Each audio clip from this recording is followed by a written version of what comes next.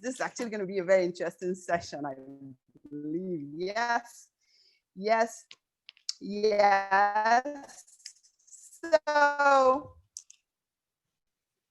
we're just going to get started right now as more people continue African time. So we're starting right now. So welcome everyone. Welcome, welcome, welcome to today's Date with Gain Mentor session. My name is Chinwe Okoli, Abuja, Nigeria. I have people joining from different parts of the world. I've seen someone from Nigeria, from UAE, from Canada, from South Africa, from, of course, Zimbabwe, where our mentor from today is joining from. Well, I presume you're joining from Zimbabwe, sir. I'm not sure.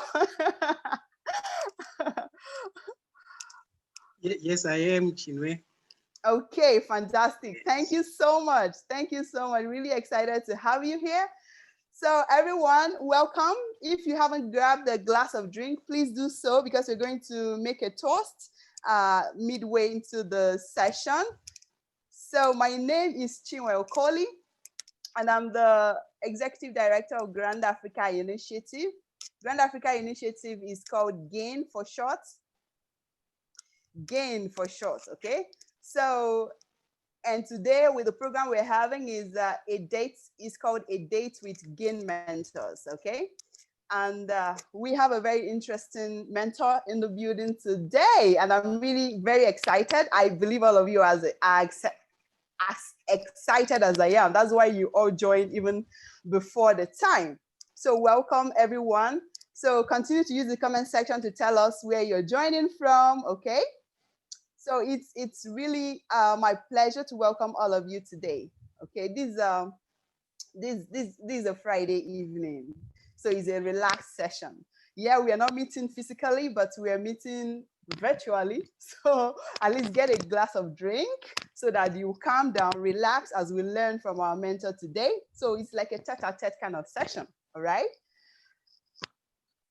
I've dropped a link in the comments section, and that's the link to everything about Grand Africa Initiative, our page, our website, our social media pages. Feel free to click on it anytime, okay? So today, ladies and gentlemen, it's my honor and pleasure to welcome or introduce again our very, very special guest and mentor in the building, in the person of Professor Ranga Zinyamba, all the way from Zimbabwe. So you're welcome. You're welcome. Thank you. Okay, so I know a lot of you may not know him in person. You're seeing him for the first time, but some of you know him up close and personal. So I'm just going to go ahead and tell us a little more about just a tidbit. Because if I start telling you all about him today, that means this session, we're not going to start in the next 2 hours. But I'm just going to tell us a little bit about him, okay? So Professor Ranga Zinyamba is the Vice Chancellor of the Catholic University of Zimbabwe. This is a position he has held since January 2013. So that's 7 years counting. Oh, wow, interesting. He has previously served as a lecturer, chairman of department, dean of student affairs, and registrar at the University of Zimbabwe. He has served and still serves as a visiting professor at various universities in Africa, in Canada, and the United States of America. So our mentor today, Professor Zinyamba, is also an organizational development consultant, okay? So he's a capacity building specialist. You know what that means, right? And he has worked in many organizations in various sectors, private sector, public sector, NGOs, United Nations agencies, World Bank, embassies, in fact, just name it. He has worked with all these organizations in various countries, and some of those countries include Zimbabwe, Malawi, South Africa, Ethiopia, Lesotho, Angola, Swaziland, now known as Eswatini, Mozambique, Namibia, Thailand, Afghanistan, Should I continue? In fact, let me hold it here, because if I continue listing countries, we will not go today, okay? So it interests you to know that Professor Ziemba's overriding passion is facilitating the transformation of lives and institutions. And I think this explains exactly why he identifies with Grand Africa Initiative. And we're really proud to have him on board with us. So, sir, you are especially welcome on today's date. We're excited to be on this date with such an amazing personality as you. Thank you so much, and welcome to our date, sir. Thank you, Chinwe. Good. Okay, so everyone that is joining from different parts of the world, you're all welcome. You're all very specially welcome as well. People joining from Africa, from Europe, from anywhere in the world, North America, wherever, Asia, whatever part of the world you're joining us from, you're welcome. We're really excited to have you, okay? So I'm sure you're excited and looking forward to this session. And we're just going to get it rolling in the next few minutes. But before we proceed, let me tell you about Grand Africa Initiative, GAIN. So you understand why we're having this kind of session, why we're doing what we're doing, okay? So Grand Africa Initiative is a Pan-African non-governmental organization, okay? And our mission is just to help African youth unleash their potentials, unique talents, abilities, ideas, such as succeed in education, employment, entrepreneurship, and innovation. How do we do this? We do this using a gather, empower, mentor, and monitor strategy. Like today, we are on our mentoring session with Professor Ziemba. So our program seeks to achieve sustainable development by igniting the positive energy of the greater segment of Africa's population. I'm sure you already know that Africa is the youngest population, the youngest continent in the world, because the average age in Africa is 19 years old compared to the world average age, which is 30 years old. So meaning in a few years' time, more young people will continue to come from Africa. In fact, 4 in 1 of every young person will be, 3 in 4 will be from Africa. That's what I mean. So at Grand Africa Initiative, our mission is just to gather, like we are here now, we're gathered virtually, empower, mentor, and monitor the youth to succeed in education, innovation, employment, and entrepreneurship. Why do we do this? Because this way, we hope to reduce the impact. We'll be to reduce poverty, inequality, illegal migration crisis, and insecurity.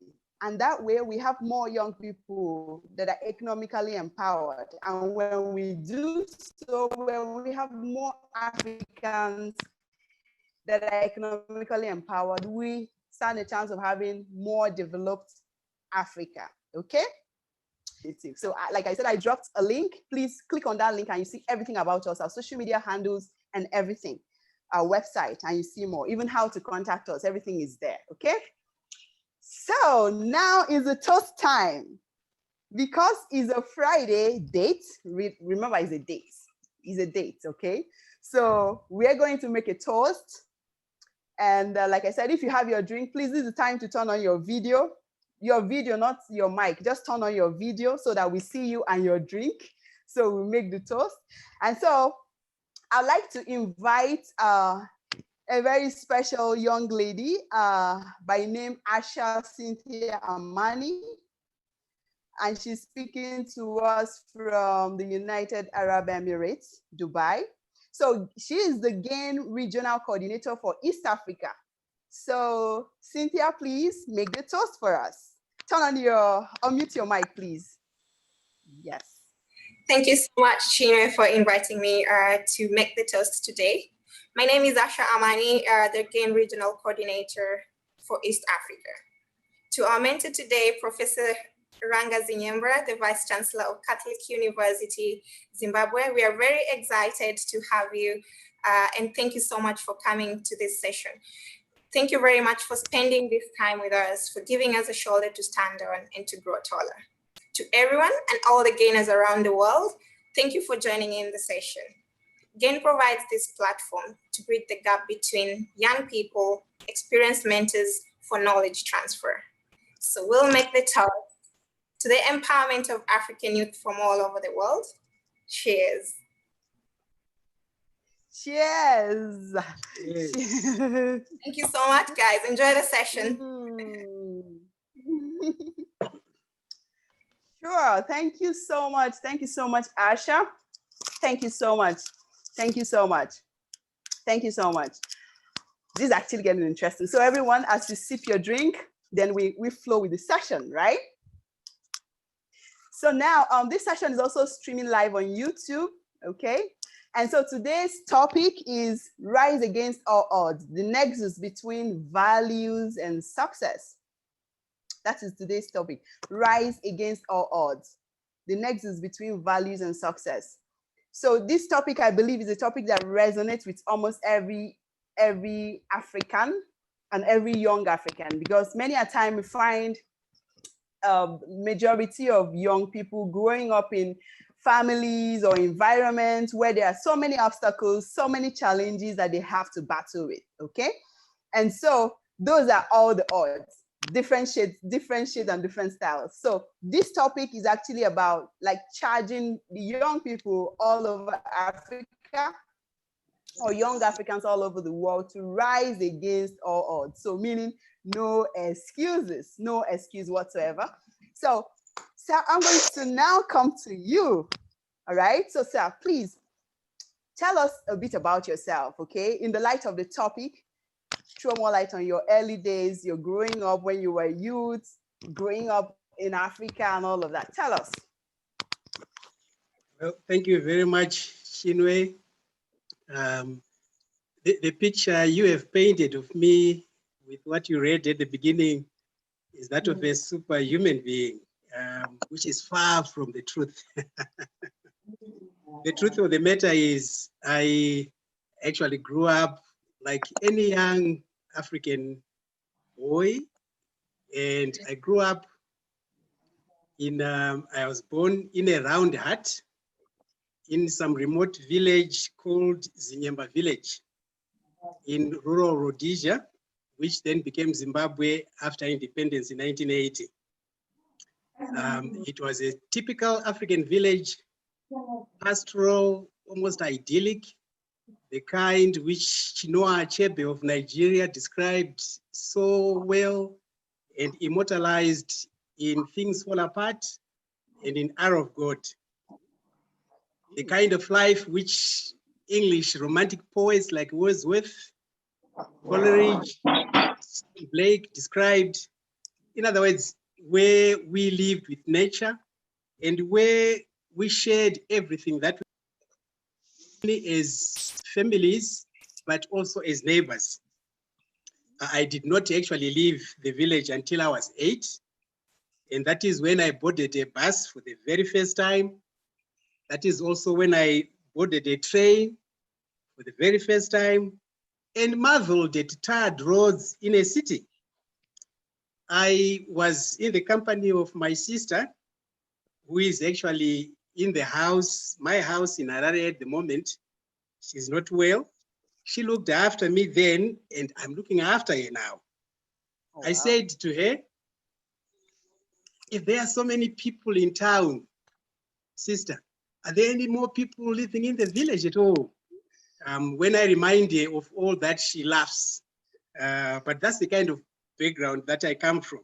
Later on, I went to boarding schools here in Zimbabwe, then went to the only university in the country where I was elected president of the Students' Union by the students before I was forced to leave the country by the then Minister of Law and Order, because I was issued with a restriction order for being political as a student.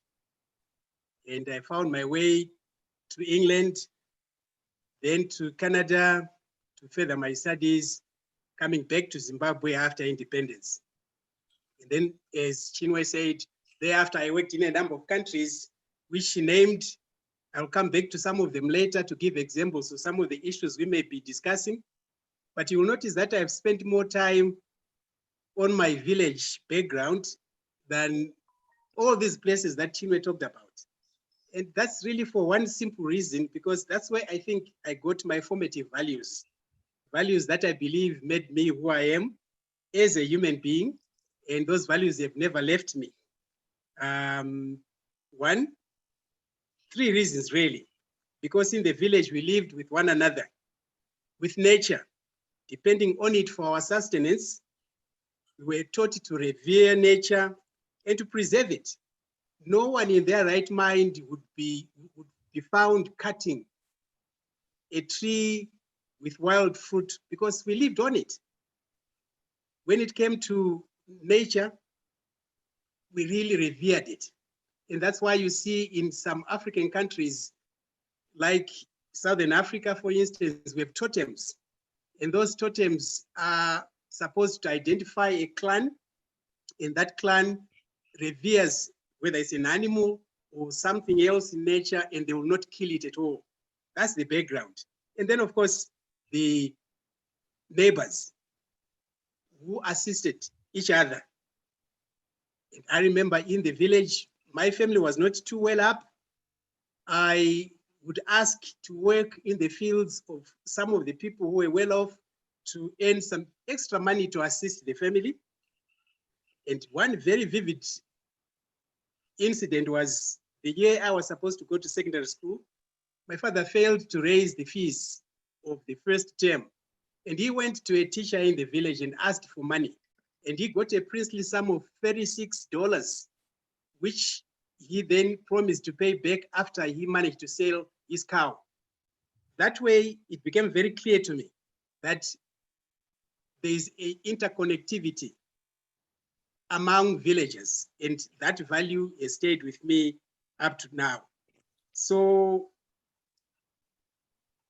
to sum up, I am also a father, a husband, a grandfather, and I am a fitness enthusiast. I run 7 kilometers most mornings, like I did this morning.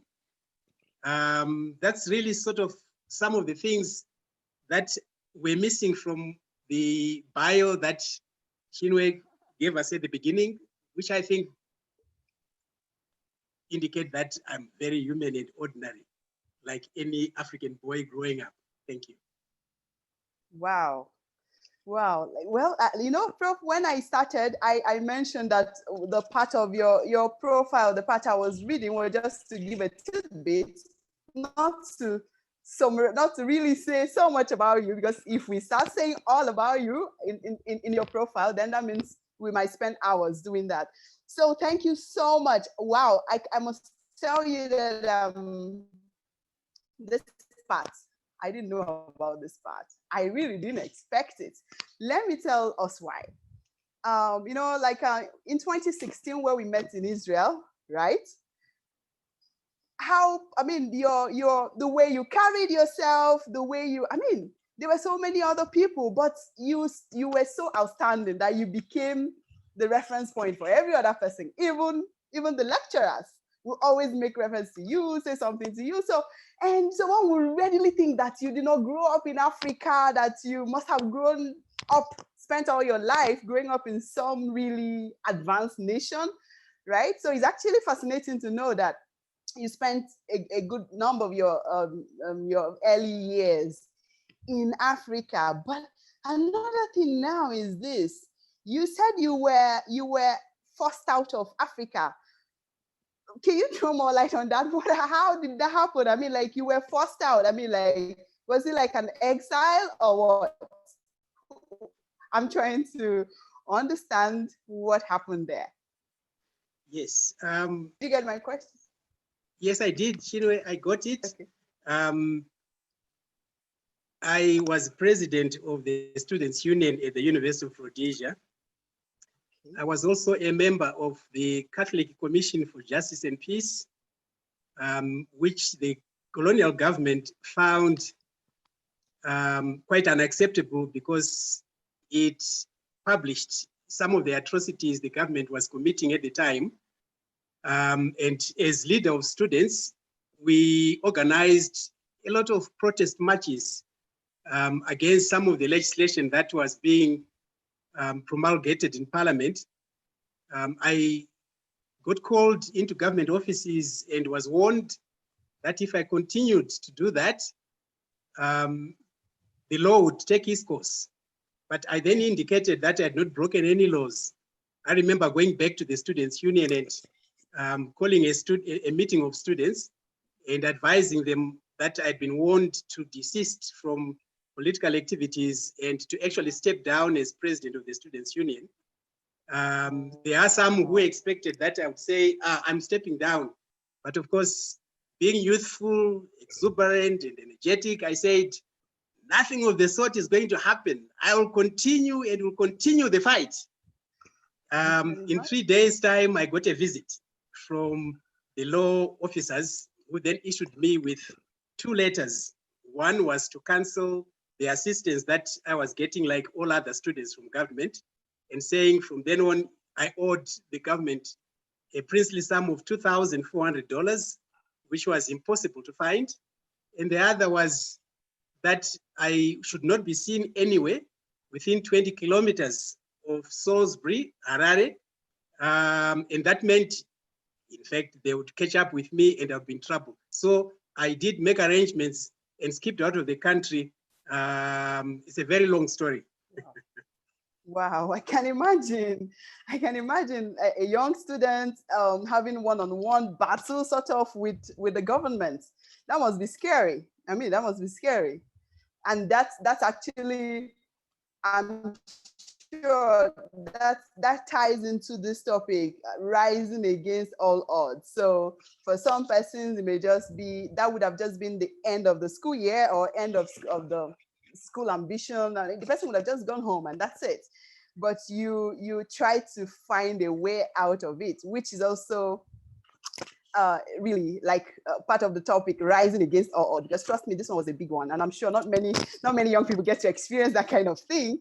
So that was a good one. Thank you so much, sir. Thank you. So now to take it further, I like to ask you, so what motivated you to leave and trying to find, should I say, a way out to continue on your journey to the future you want, a journey to the Professor Ranga that would change his story from where he started? What was your major motivation? Well, the major motivation, Chinwe, was, but just before I come to that, when I got into trouble with the government, I remember one of the older relatives saying, but you must remember where you come from. You come from a very poor background and you won't be able to change this government. Why are you fighting against it? Why don't you become ordinary like anyone else? I said, well, if you come to the university, you'll find that all of us are like that. We are fighting for our rights. We want to feel that we belong to this country like the colonials do. So that's really set me off. But I must also say, I had moments of doubt, particularly after I had been issued with these restriction orders. And then I realized that while we were doing it all together, I was now on my own. Yes. It brought a moment of doubt as to why I had done it, but I very quickly came back with a sense of resolve and said, I'm doing what I believe is right. So after I left, I then went to England and studied for a year. After that, I went to Canada to study for about 4 or 5 years before I came back to Zimbabwe at independence. So what motivated me to do that? Well, because I believed I had a sense of calling. I believed that I needed to accomplish certain things. And those things would map out the kind of life that I wanted to live and the kind of life that I felt I could influence others through. And of course, at the time too, there was something that I couldn't control. And this was the fact that as a student coming from Rhodesia, which was not a member of the Commonwealth, it wasn't a member of the United Nations, it was a pariah state. The only status that was accepted for me in most of these places was as a student. So that propelled me to continue from one level to another, all the way to my doctorate. Okay, interesting. I don't even know. So now, I think your story is actually a lot of people that have tuned in will see that, yeah, they have challenges, but I think yours was even deeper. Yours was even deeper. So that's for us. For me already, what that means is, hey, there should be no excuse, because if you, as a young man in a rural Zimbabwe then, could be, should I say, could contend with much higher forces, right? I mean, then there's nothing else that should stop anyone because that force could remove, they had the power to stop your scholarship, to stop, just stop everything, to even stop your life practically. But you were able to surmount that. That's really, in fact, that's me telling you congratulations. That should have, I mean, we should have told you that back in the days, but now congratulations, Prof, for surmounting that. That was really a huge one. So now, many African families struggle to put food on their table, like we know, yes. Some can't even afford education for their kids. For youth growing up in such families, how can they surmount such challenge? For instance, what are the practical steps? Because now we've seen, of course you came from a poor background. There was no money to go to school practically. The village wasn't very developed, and all of that. So what those practical steps that helped you, can you please share with us? Those are such steps that young people of today can actually imbibe, the steps they can take to come out of whatever challenge they think they have or that they may have. Chinwe, just before I answer that, sometimes I'm labeled an African traditional storyteller. There's a part which I should add to that first part I was talking about. When I was at the University of Rhodesia, just before I got into trouble, I had met a girl who became my girlfriend.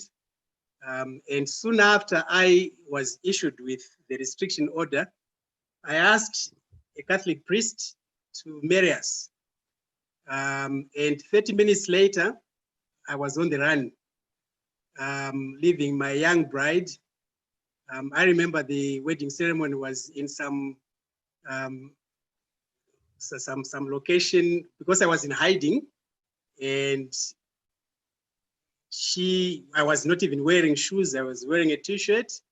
And so by the end of that evening, I was miles and miles away, and I didn't see her until two years later.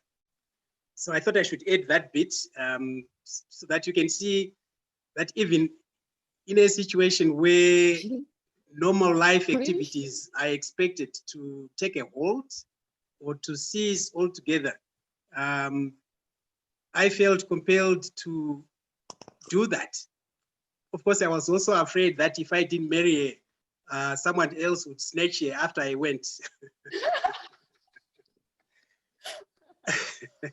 So to come back to your question, what young Africans coming from poor backgrounds can do.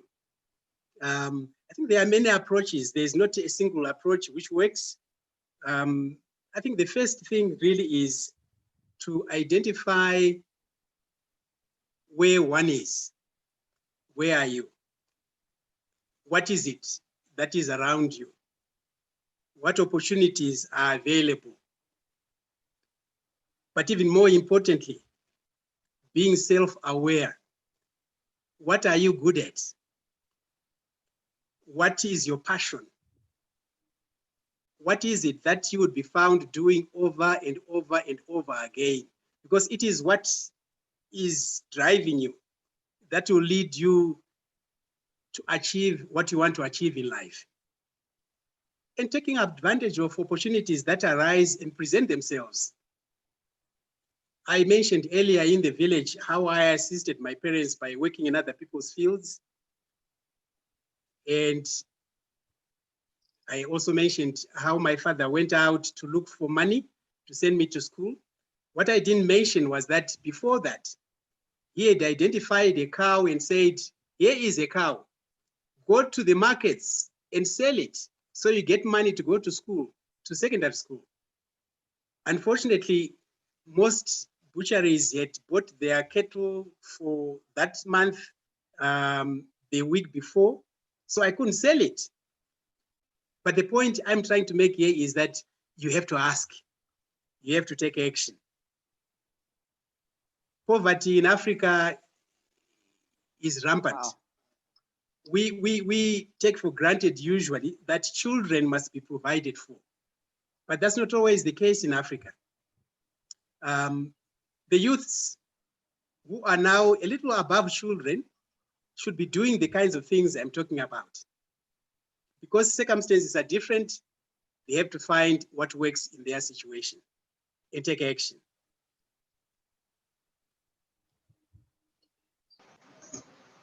Wow, interesting. So some of the tips. This microphone is on. Okay, so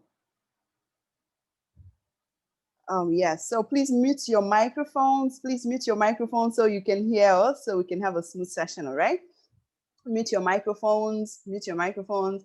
So, Prof, you just highlighted that some of the tips that could help young people surmount whatever challenge they think they have right now.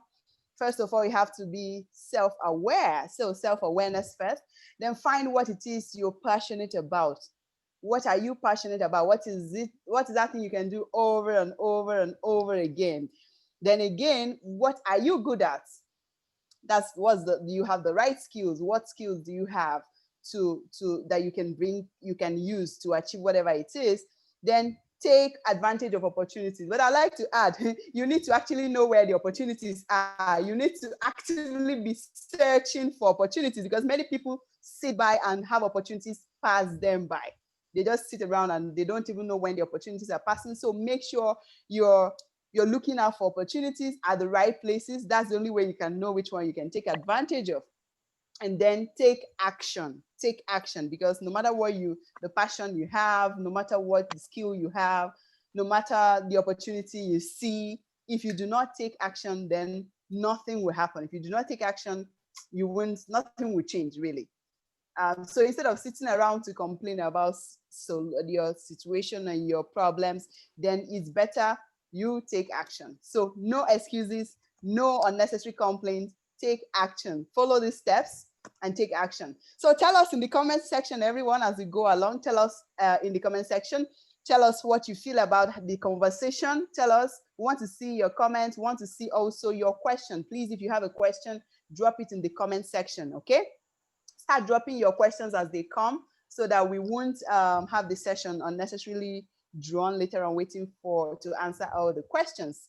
So now moving on to the next question, sir. I want to ask you first, because I'm assuming we are all on the same page about what success means. But please, sir, what does success mean to you? Success, because we are discussing the nexus between values and success. Please, what does success mean to you?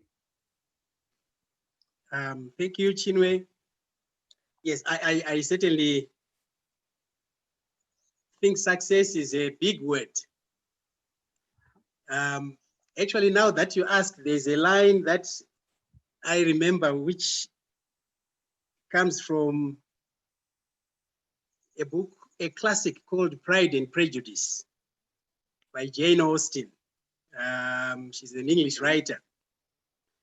It says, at the very beginning, the very first line, it is a truth universally acknowledged that every successful man must be in want of a wife.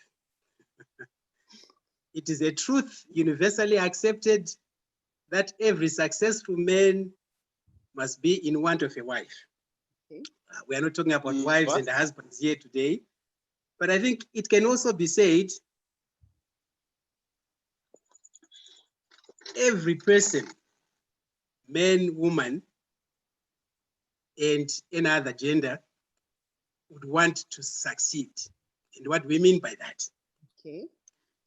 I think success is the ability to reach your life goals, your professional goals, any goals that you set for yourself and say, that's where I want to go. And then when you achieve them, you can then say, I've been successful. And because our goals are different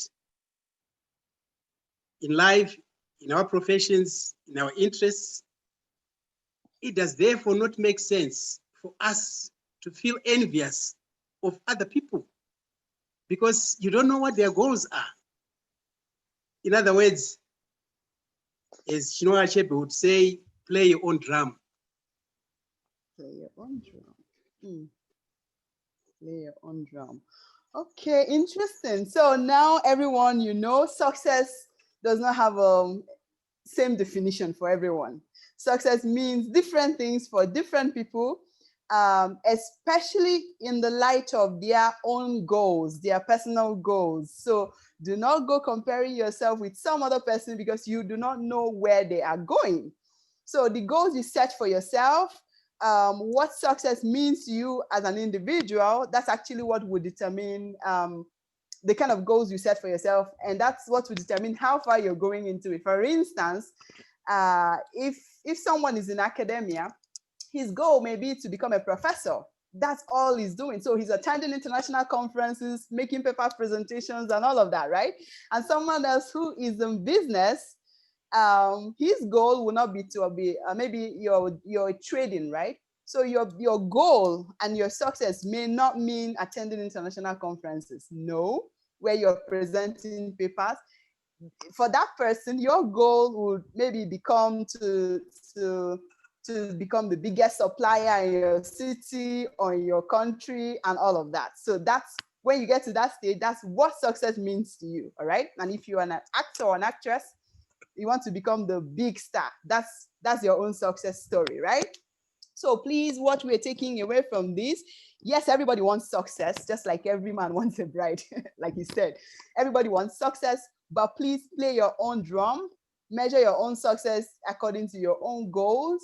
Do not put yourself under pressure, checking yourself with your mates. You're not on the same journey. You're going different places, to different places. So that's it. That's a good one. Thank you very much, sir. So now again, sir, please, if you have a question, drop it in the comment section. We'll take your question anytime I see a question, okay? If you drop a question, please put a Q in front of it so that I know it's a question, not just a comment, okay? So, sir, how did you start your career eventually? As a young man that grew up in Zimbabwe, had the problem you had, you went out to Europe and Canada. Did you start your career in Canada? Did you come back to, how did it start? Was it always what you wanted? Was that how it started? Or was it by chance? Did anything happen by chance? Or did you pivot at any time? Can you walk us through that? How did it happen for you? Because that's one thing that a lot of young people struggle with. That's a very interesting question, Chinwe. Well, you won't believe the first part of what I will say now. Okay, tell us. I told you earlier that I grew up in a village, so I had no access to TV.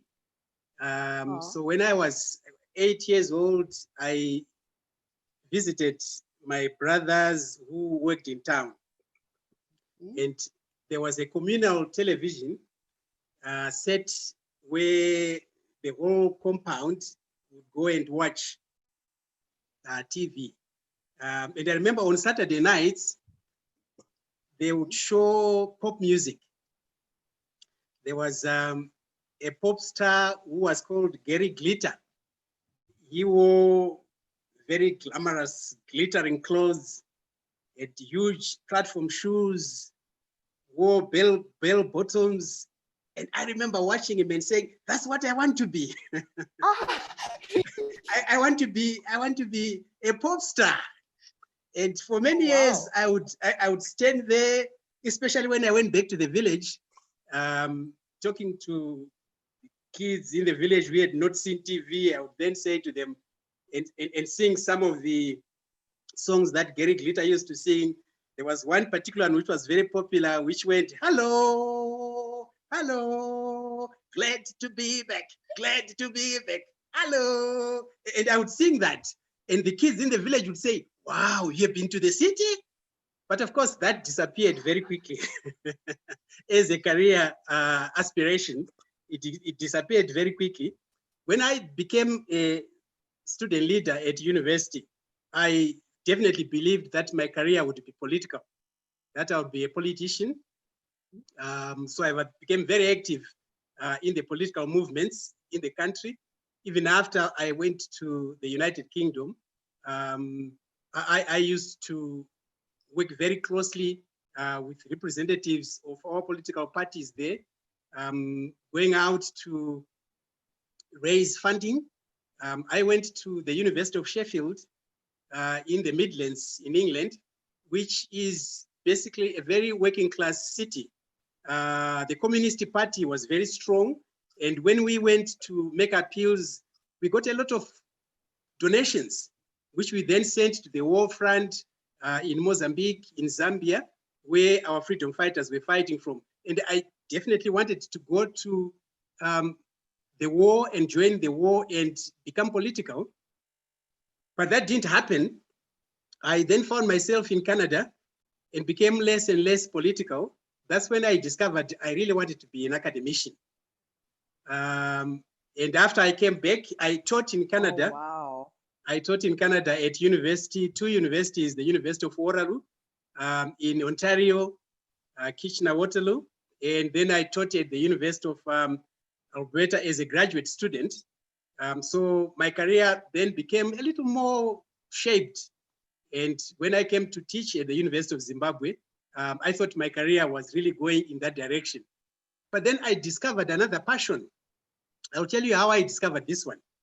I was asked by the Vice Chancellor of the university to apply for a job in the administration, to become a deputy registrar and academic for academic affairs. So I applied, and the interview panel selected me, but the registrar called me afterwards and said, I did not want to select you because you're not an administrator, you're an academician.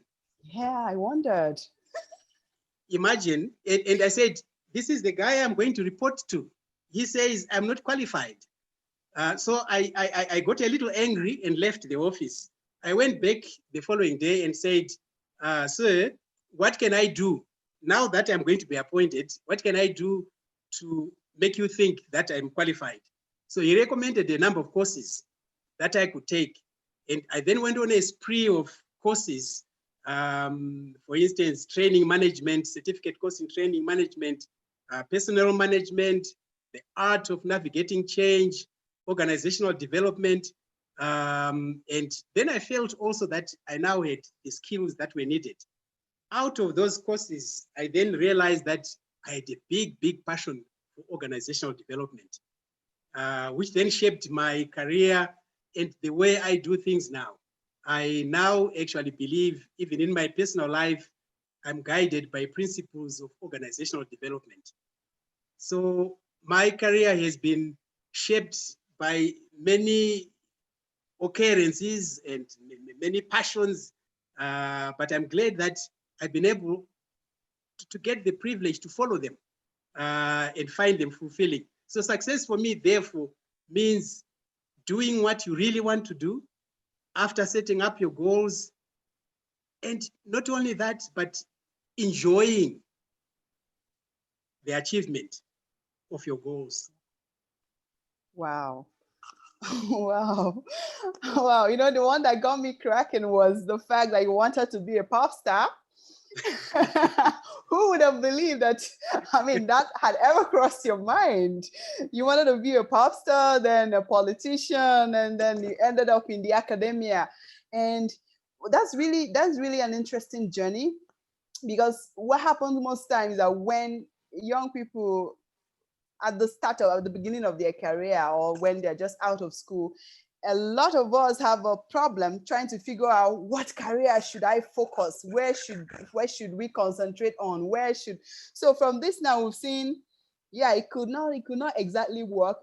I've seen some people who may be out of school, they eventually end up doing what they never thought, what they never imagined was going to be their career eventually. So now, you that wanted to be a politician, a pop star, yeah, but then you went on to the university. At what point did you start preparing for, should I say, okay, you navigated across jobs eventually from the private sector to the university to international organizations, NGOs, development institutions, academia. I want to believe it was not one preparation that got you into all of this, that got you prepared to navigate through all of this. So how did you prepare yourself for the various responsibilities that came with different roles or different positions you found? Job, did you just get the inspiration? How were you able to manage all of that? Very interesting, Chinwe. I think there are some 3 key words. The first one is studying. The second is learning from others. And the third is adapting. Studying, I've already mentioned the litany of courses that I took after I was challenged by my boss, who said I wasn't qualified for the job that I had been appointed for. That studying opened my mind in an area which I really wasn't quite familiar. Learning from others, even learning from people who were looking up to me. I'll give you 2 examples. I was appointed to be a mentor for a group of young Malawians in Blantyre, Malawi, who worked in what was called the capacity building unit for NGOs. And when I got to Malawi, the brightest of them said to me, "We don't need you here."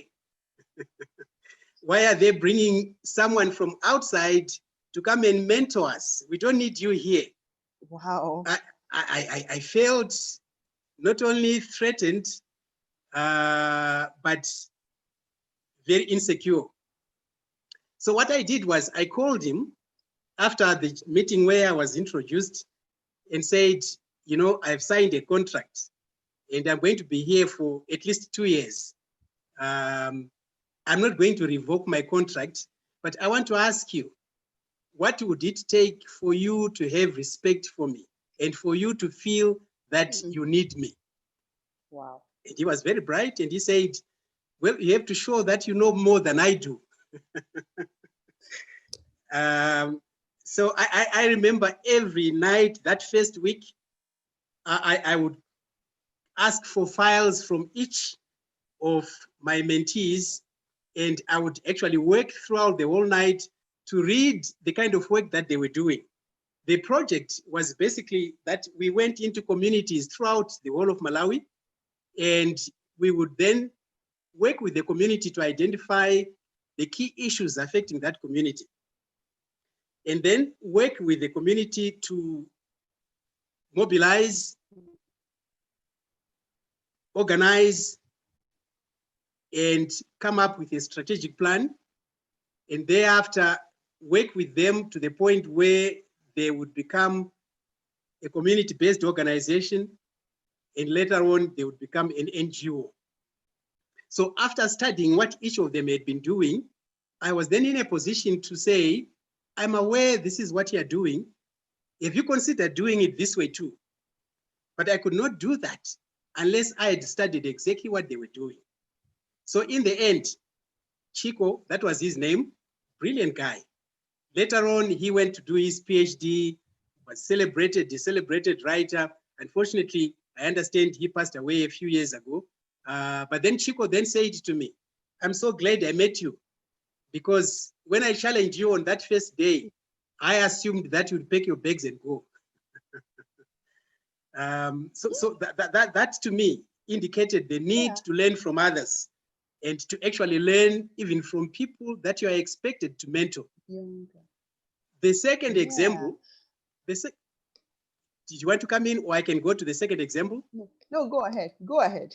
Yes, the second example ahead. was well, before that, one of the first things that I did in Malawi was to register for a language course to study the local language Chichewa, because I felt it was important for me to be able to at least use pleasantries, be able to talk to people on the street, and particularly because we're working with rural communities and urban communities as well. That would certainly show I identified with them and I was part of the group. Then the other is my stint in Afghanistan. This was a World Bank project, and on the project, we worked with the Ministry of Agriculture, livestock. And we then said we needed to, again, similar to what I was doing in Malawi, work with Afghan farmers so that they would succeed in their projects in horticulture and in livestock. We were a team of 9 internationals, and my job on the team was capacity building to make sure that the skills which our horticulturalists, our livestock specialists had would be passed on to officials in the Ministry of Agriculture and to Afghan farmers. And of course, with security issues that compounded our difficulties. Again, after my experience in Malawi, I said, I need to work with a team. And I remember working with very closely the guy who was seconded to me as my deputy and whom I was supposed to groom so that he would take over from me. And we would sit there and work together and share ideas. And of course, they'd never worked with anyone from Africa before. And on the team, I was the only person from Africa. So I was quite a rarity. I remember being stopped from time to time and people would say, Americano. Then I would say, no. Then they would say, Sudan. Then I would say, no. And that's when Obama became president. Obama, I would say, no. Then say, Mandela.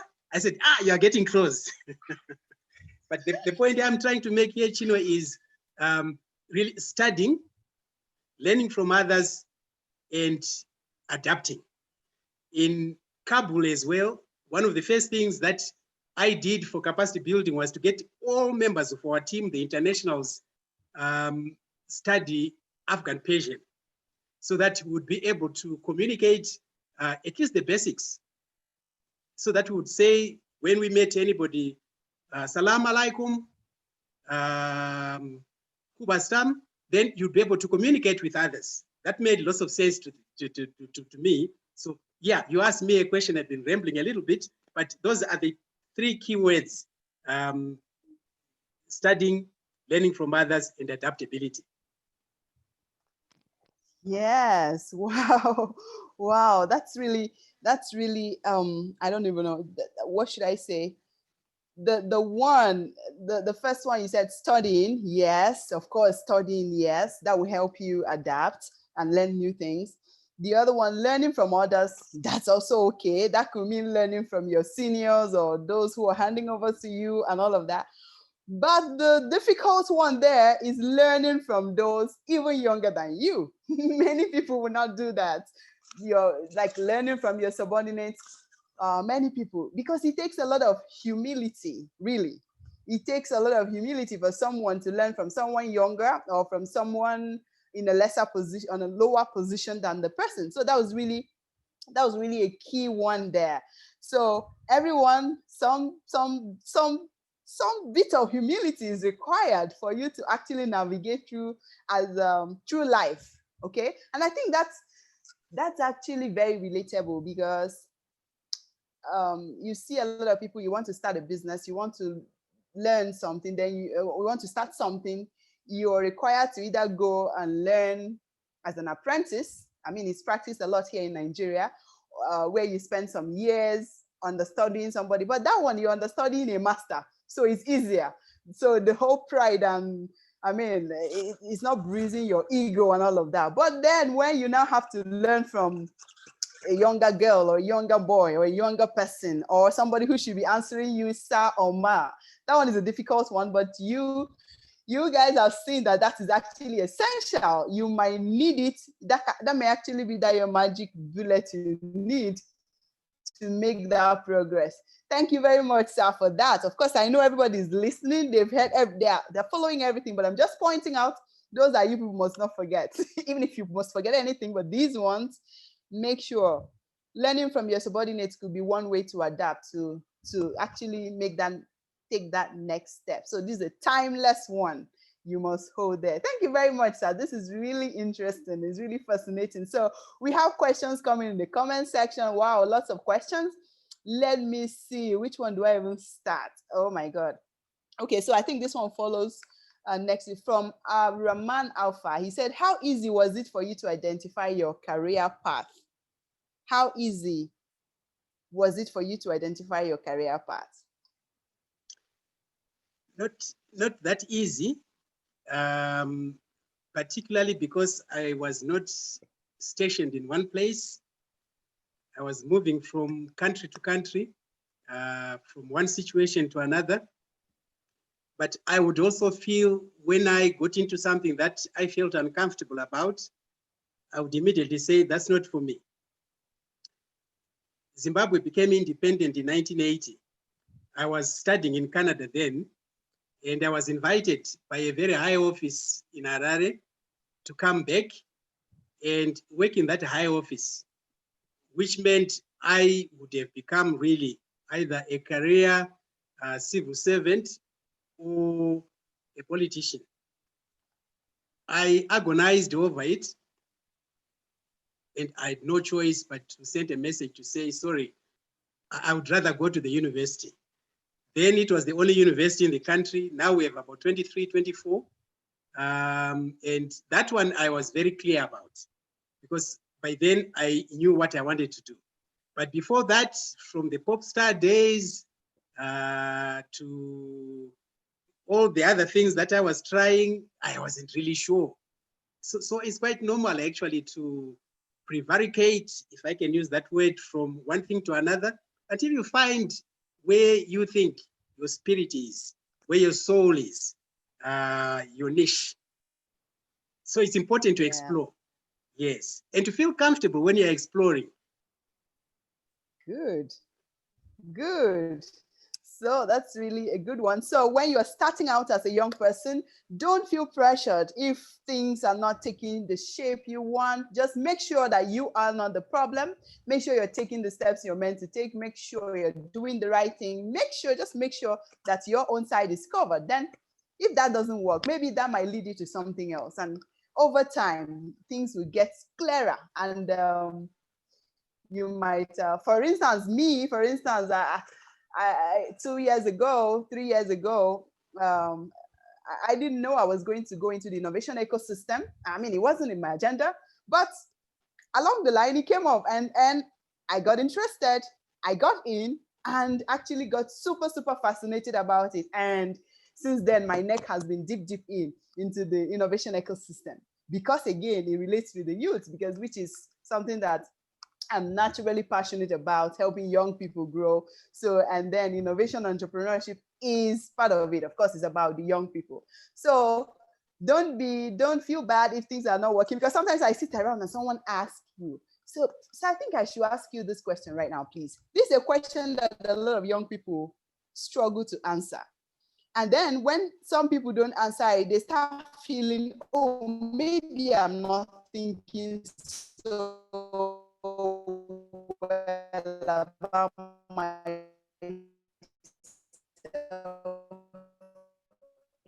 Please. If someone to ask you as a young person, Gino, I think we cannot in the next 5 years? Please, what's the best way to answer that question? Coming out of school, where do you see yourself in 5 years? Yes.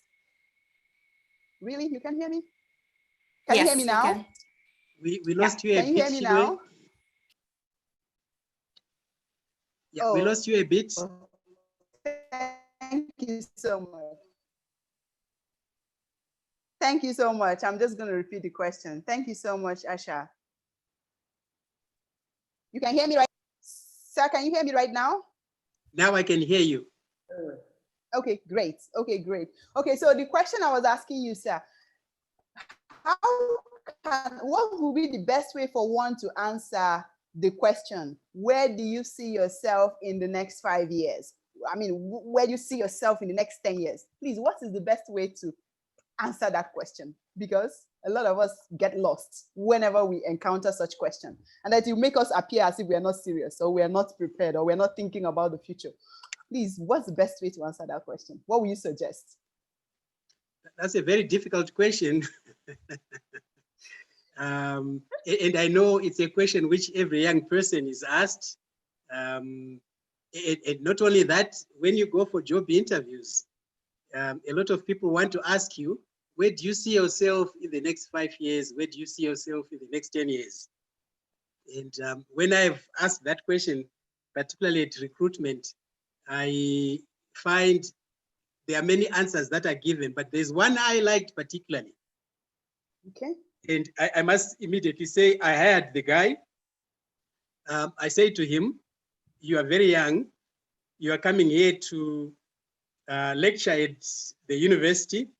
Where do you see yourself in the next 10 years?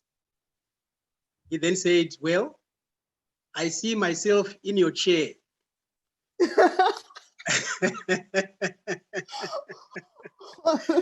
Of course. That's a smart one. I looked at some members of my panel. Some looked horrified, as if to say, how can this young man be so presumptuous? He wants to unseat the vice chancellor. But I liked it. I liked it. I said, well, what particularly about my place do you want?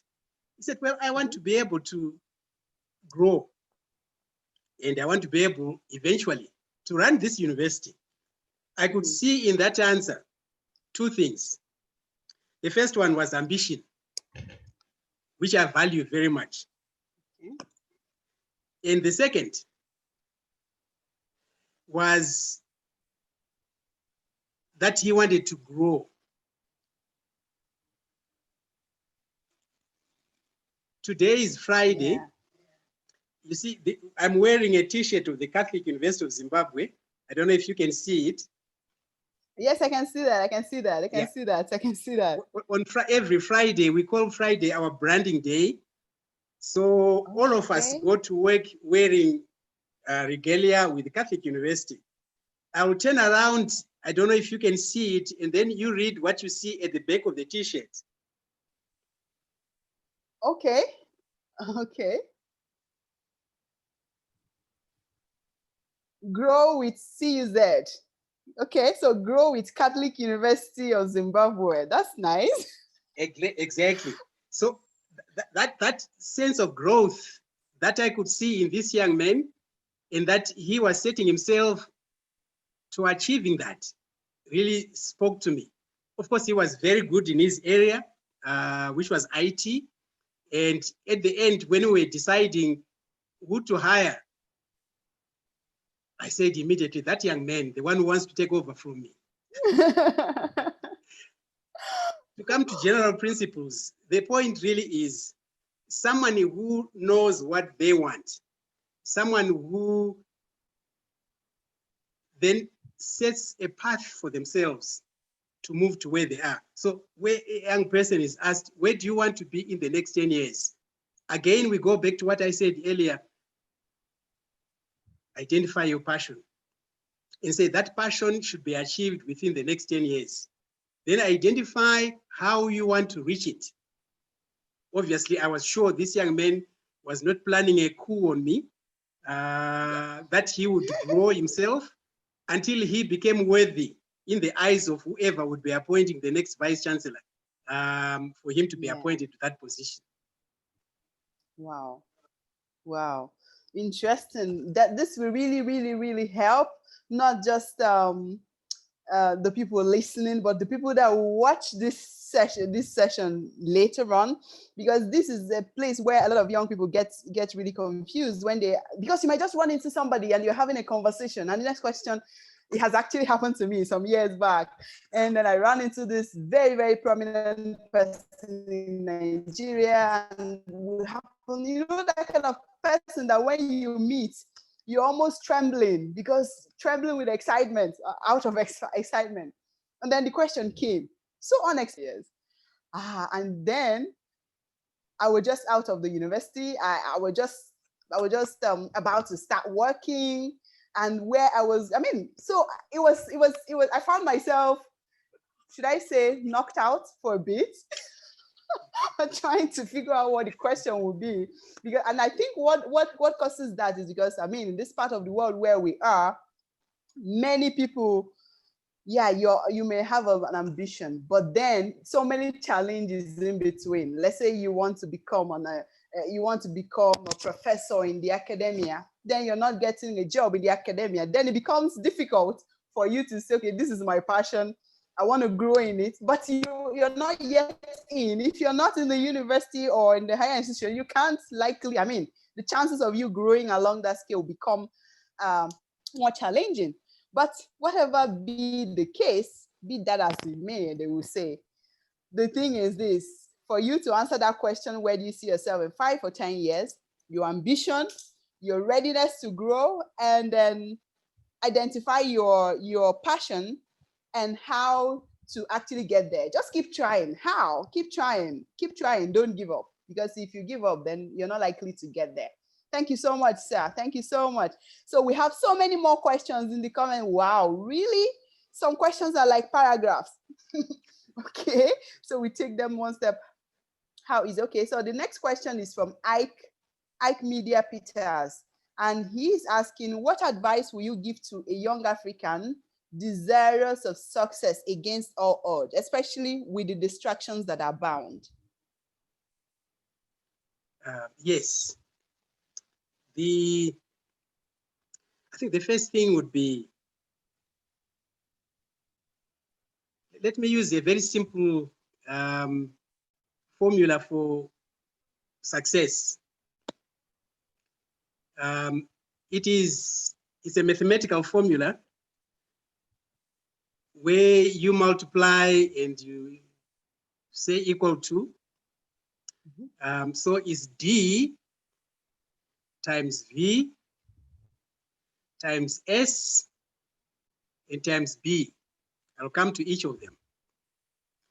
The first one, the D, stands for dissatisfaction. How dissatisfied are you with your current state? Do you want to remain where you are? Do you want to continue the way you are? Even if you want to continue the way you are there some aspects that you would want to change? And you multiply that with V, which is vision. Where do you see yourself in the next 5 years? That's the vision. And for me, for me, vision is not something which is esoteric, something which is up in the air.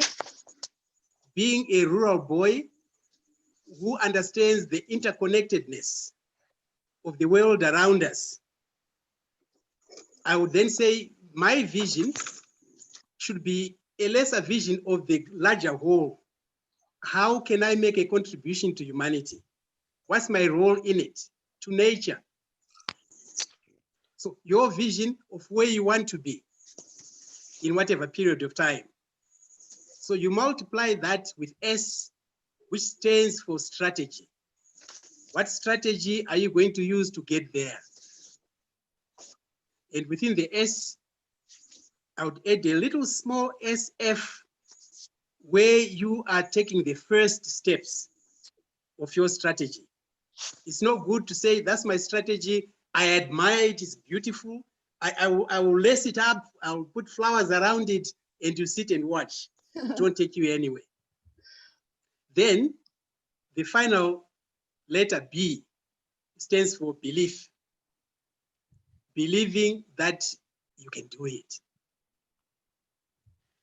An example I always give is of Nelson Mandela. After coming out of prison and after he was elected president, Nelson Mandela found himself against all odds to come up with the Rainbow Nation. Yeah.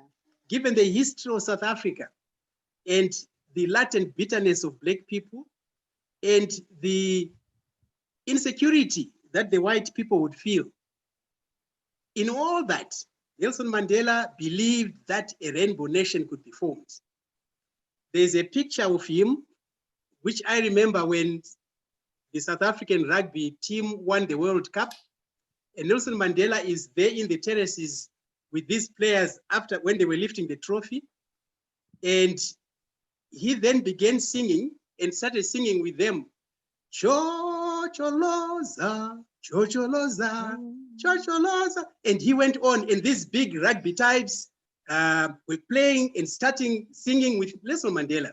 That was belief that it would happen. And sure enough, one can argue South Africa may have failed to become the Rainbow Nation that Mandela wanted, but I, for one, believe that Mandela achieved that. That's why South Africa has been able to make progress much more than some of the countries around it. So that mathematical formula, if we come back to it, if any of those is 0, D times V times S times B equal to, the answer is successful change formula. If any of them is 0, what do you get? You get 0. 0. You absolutely need all of them to be in place. Wow. So that's how I would answer that question which came up. Wow. This is actually a very mathematical answer. At least nobody will forget this formula, because I know they said mathematics, if you want to do, it's easier to do well in mathematics if you know the formula, all right? So than to write essays and theories, which are usually subjective. So please, everyone, now you have a formula for successful change, right? And that is D plus V plus S plus B. And so that is the, are you dissatisfied with where you are right now? Then do you have a vision? Do you have a strategy? And then do you believe, okay, then in that strategy, there's a small S, which is the steps towards, small steps towards achieving your strategy. And then finally the B, do you believe? Because you might have all the fantastic strategies, big vision, and then you keep doubting yourself. You keep having that imposter syndrome that makes you feel you can't do this. You're inadequate. There's no how. You're not qualified. If you start having all those doubts, already you've started failing, because you are the only person that can push yourself to act eventually. And for you to act, you need to believe you can. Thank you so much, sir. So everybody keep the formula, memorize it. Memorize the formula, okay? This is actually the formula everyone needs. Thank you so much. Wow, so much value. This value overload this night, value overload. A lot of comments, a lot of questions. Okay, so the next question we're gonna take is from Cynthia Asha Amani, and she said, what can a youth do to get the confidence to stand for what they believe and work to get it instead of following the easy way? What can a young person do to get the confidence to stand for what they believe and work to get it instead of following the easy way? Very good question, that. Let me refer to you, Chinwe. Okay. You referred to our meeting for the first time ever, and perhaps the last time we ever met in Israel. Just to give the viewers the context, we met at the Galilee Institute, International Institute for Management, where there was a course on universities, management of universities. And if I remember well, there were over 40 of us in that group. And I think you were the youngest among the group. You had come from Nigeria with there were a lot of professors, very respectable men who knew a lot and whom we looked up to. And I felt that this little girl would feel threatened by all these old people, but you never did. You never did. That really answers the question. You carried yourself, you answered questions that were asked to you, you participated in such a way that people who initially thought you'd be so threatened immediately realized that you could stand your own ground. So that's how a young person can stand their ground, by knowing what they believe and standing by it. The Greek philosopher Aristotle said, courage is the first among virtues, because all other virtues depend on it. They fall away if you don't have courage. But what is courage? Courage is not the absence of fear. It is in fact doing what you believe in spite of the fear. Once you know what you believe and you know that this is the right thing to do, this is the right path for me to do, this is the career that I want to do, I may be young, the world may feel threatening to me, but this is where I want to go. I want you to remember Aristotle, courage is the first among virtues.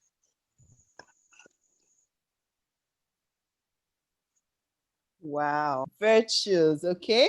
And so having courage doesn't mean that you're not scared. It doesn't mean you don't have all those butterflies in your stomach. It doesn't mean that you don't feel that, you know, sometimes you find yourself in a room that's air conditioned, but you're sweating because you're feeling something is happening in you, right? You're trying to battle whatever that is trying to tell you, no, you can't. No, you shouldn't. No. So remember, courage is the greatest of all virtues, and that you're courageous doesn't mean that you're not afraid or that you without entertain a little bit of fear, but do not let the fear overwhelm you. Do what you believe in spite of fear. That's for pointing, referring back to our time in Israel, to tell, I don't know, it took a lot of stuff in me trying to figure out, okay, I came and I saw professors, most of them vice chancellors. I was like, oh my God, I'm not a professor. I just finished my national youth service. I mean, like, I was like, what would I be doing here with all these professors? But I told myself they're not good. They're going to know that at least I have something to offer. That's the only way. And that was it. And if you remember, I was always sitting in the front. And for some reason, the lecturers and the teachers were they always wanted me to say something in every class. And that was interesting. Thank you for making reference to that time. So the next question, wow, too many questions coming. Are we going to finish all of this today? Let's see. The next question from Amina Adebayo. She said, in all your encounter while you were still on the process, were there days you felt like giving up? How did you deal with it, if any? Yes, a number of times. I mentioned earlier some of the doubts that I had when I got into trouble with the government. The dramatic part, which I didn't mention actually, was I was not supposed to be seen anywhere in the city. But for me to leave the city, to go to the next city, in order for me to skip into South Africa, I had to come into the city, and I was asked by the priest who was driving me to cover my face with a newspaper. We passed by a pub where we used to go and drink with colleagues, and I saw them going in. And I said, these guys are enjoying themselves. I'm in trouble. Why? I began to doubt why I had been doing what I was doing. But of course, that disappeared very quickly when I gathered enough courage to go on my journey. There were many times where you feel, I really can't do this. And sometimes the odds are really set against you. Even when I was studying in Canada, I got appointed to come and lecture at the University of Zimbabwe. And I had about 6 months left of my doctorate. I got so excited to come back home. I'd actually received a fellowship that would see me stop teaching and just concentrate on writing my thesis. I said, give it to someone else, I'm going back home. And the idea was I would come back within a year to present my thesis and defend it. Do you know how long it took me to do that? 10 years. I only managed to go back 10 years after. And during that time when I was here, thinking about going back to Canada became a big mountain to climb. Eventually, I gathered enough courage, and my mentor, the vice chancellor of the university then, called me into his office one day and said, you know what, I really think you should go and finish your PhD. I said, oh, will you grant me leave? He said, yes, you've been working so hard, we need you to finish. I went back and sitting again in the classroom, taking courses, getting lectured to after lecturing others for 10 years was not easy. So I did doubt. Yes, it's natural to doubt, but you have to overcome it. I remember the first day I arrived back in Canada. I arrived just before sunset. The shops were closed. I was given an apartment and there was nothing in that apartment. Not a bed. Of course, the standard things you find in North America, like your fridge and your sitting table, etc. But the bedroom was empty. So fortunately, this was just before the beginning of the winter. I actually slept on the floor, no blanket, because I had no time to go and buy. And I remember questioning myself and said, hey, I hold a very important position back home. I'm sleeping on a bare floor on the carpet. I cried myself to sleep, actually. Oh my goodness. Yes, oh my yes. Goodness. But when I woke up the following morning, it was like a new day. I went and registered, and then I went into town, bought the furniture I needed, including a bed. And I said, I have to succeed. Otherwise, when I go back home, people will say, where's the PhD? Okay, wow, that's interesting. That's interesting. So what I get from there is that sometimes, yes, you feel like anybody you see out there, people you see out there that you think have it all figured out, sometimes they feel like, no, this shouldn't be working, right? I shouldn't be doing this. Things, life happens, yeah? Let's just say life happens. But then how determined are you? What is your motivating factor? So, Prof, I think in this case, your motivating factor was that you needed to go back with a PhD. And so if you had gone back with no PhD, then I'm sure you wouldn't have turned out very well, and we wouldn't have been so proud of yourself then. So that became the push, right? That became the push, even when the chips were down. Good. So there are, from Ntondlana. Sorry, I hope I pronounced that correctly. Ntondlana. Wow, he or she has a couple of questions. Wow, 4 questions? Oh my goodness. Okay, so should I ask all the questions together? Let's see. Wow. Okay, let me start from the smallest, the one that has less words. He said, is education the panacea to modern day challenges in Africa? Number 2, do you have any regrets? If yes, what are they? Number 3, most countries are now inward looking and it's difficult for traveling students. Sorry, I'm trying to get, it's difficult for traveling students, especially traveling students and young Africans, to progress in the face of xenophobia and restrictive visa conditions. What is your advice to young Africans? Most countries are now inward looking and it's difficult for traveling students or young Africans to progress in the face of xenophobia and restrictive visa conditions. What's your advice to young Africans? And then the very last questions. I hope you remember all of this. If you don't remember, I'll repeat.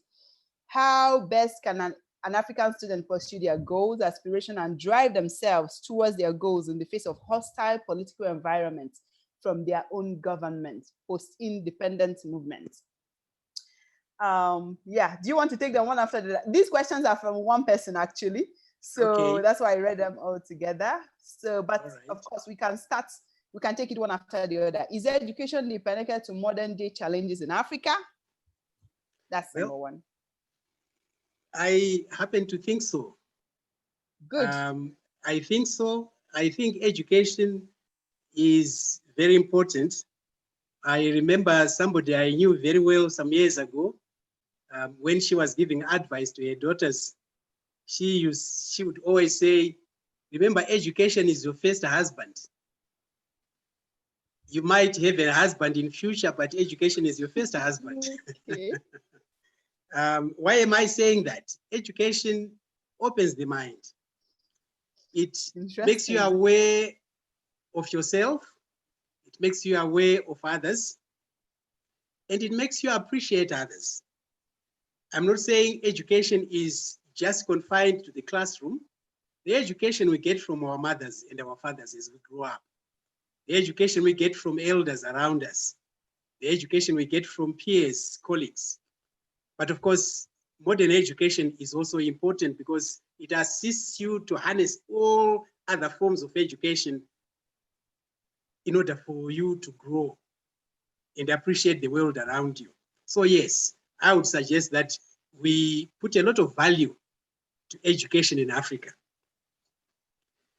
Okay, great. The issue The next of question. Okay, yeah. sorry, I thought you. Go on, Chinwe. Sorry.